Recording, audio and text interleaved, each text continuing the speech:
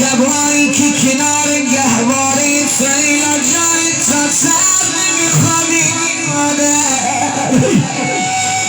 می نشستی تا دلتون برا عزیز دخترت لالایی میخوندی آی آی آی آی مادر از این به بدر وقتی کنار قبر سیلا جانت اومدی برا عزیز دلت لالایی بخون یاد اون شبا بخیر بخون مادر آخ لالای